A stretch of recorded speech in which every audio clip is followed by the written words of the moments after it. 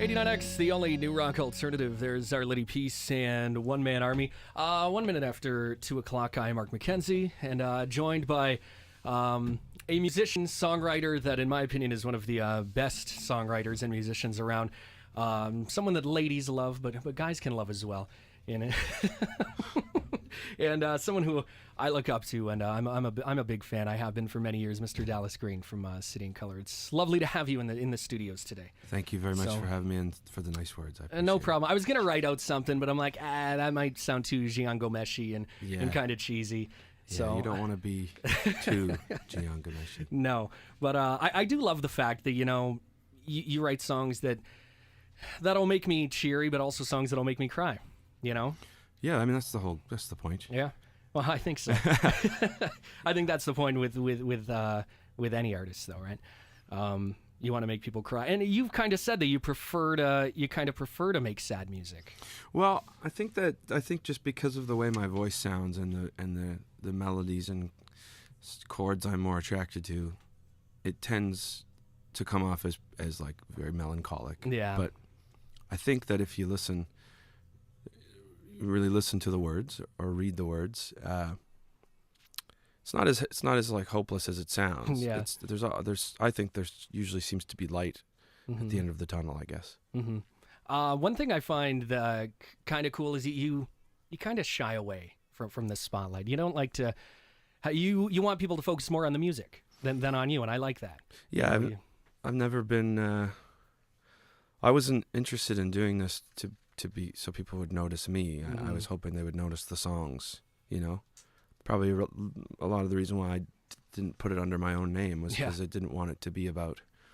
I didn't want to be Dallas Green, the rock star. Mm-hmm. I wanted to be a singer and a songwriter, and I still think that's what I am. Yeah, and I think that fame is really something I think that you have to decide that you're going to be. You Mm-hmm. can decide that you're famous and think that you're different and have people treat you differently, or you can, I don't know, just be like, I just think I'm a singer. Yeah, that's it. But I kind of like that about you, is that you're not one of those people like when people yell out things in the crowd and you can tell you're kind of shy a little bit.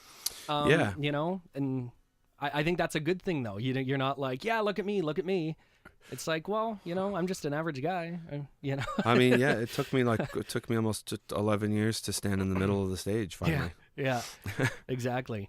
But I found it funny that you had your face on your latest album. Was that was that your idea? Probably not. No, it was actually. Yeah, I think the reason I did that was because I'd never put a picture of myself in anything. Yeah.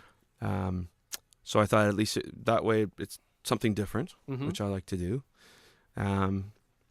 But then that way too, it's maybe giving myself a little bit more, a little bit more breathing room, maybe a little bit more faith with the whole thing. Give myself a break. Yeah, say it's okay. I don't want to say I like the fact, but I like the fact that you started City and Color. I know that you said you were working on these songs since you were like a teenager, right? The City and Color stuff. Yeah, I mean, a lot of the early stuff was just kind of either songs that I wrote when I was a kid, or mm-hmm. at least ideas that I was working on. Yeah, that sort of maybe went a different way, like.